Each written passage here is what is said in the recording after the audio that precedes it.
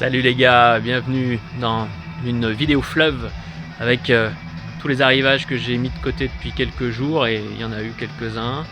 Il va en arriver encore plein d'autres.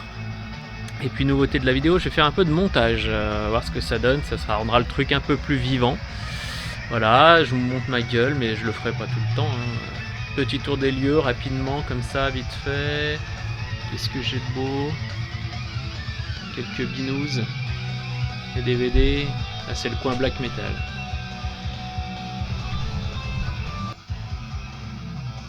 Voilà, j'ai tout ça à vous présenter. J'ai essayé de classer un peu par genre du coup.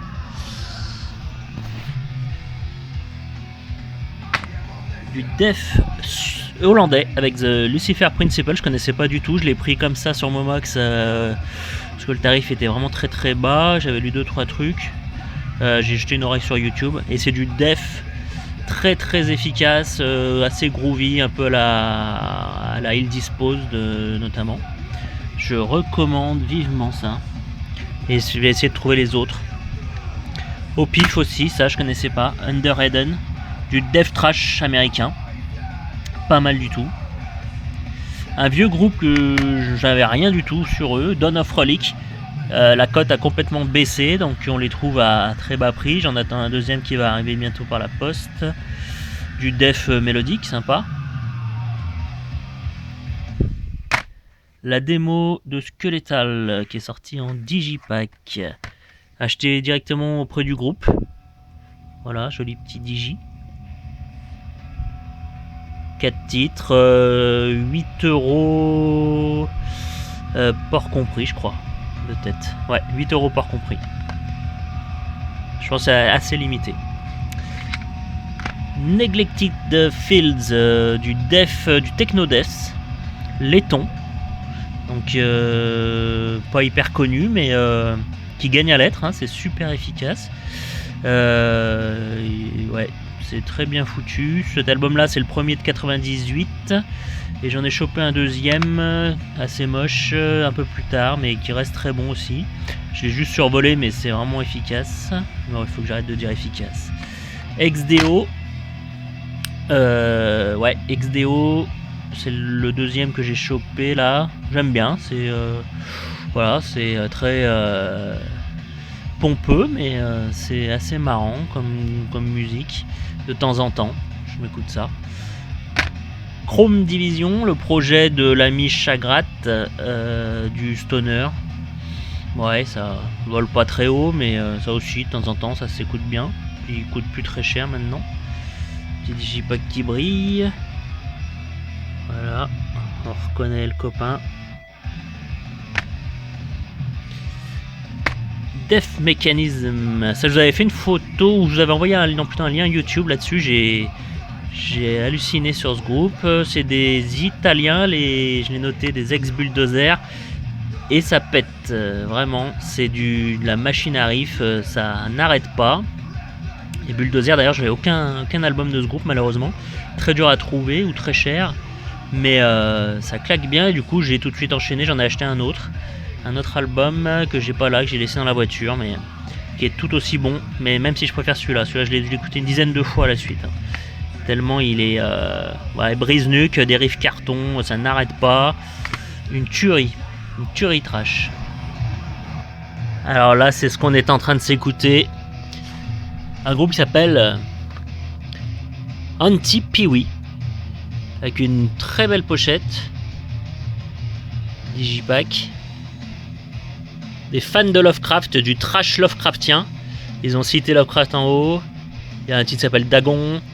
Il y a plein d'autres refs à la mythologie de Lovecraft. Vachement bien, c'est des Allemands, je crois.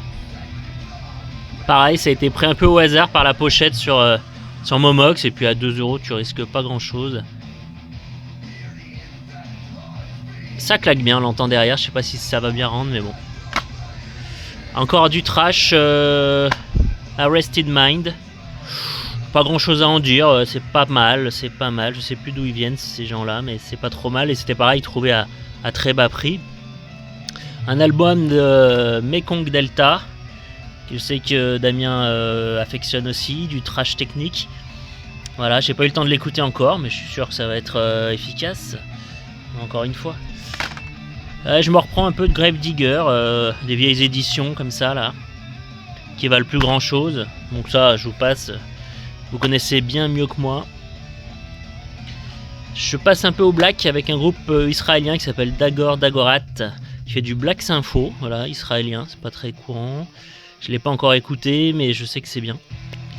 J'ai chopé un collector ici avec le deuxième album du groupe norvégien Morgul, qui fait du black sympho un peu vampirique. C'était de l'album de 98, sorti chez Napalm, qui est vachement coté et qu'on trouve maintenant toujours dans les 30, 40, 50 euros. Donc je vais payer 15.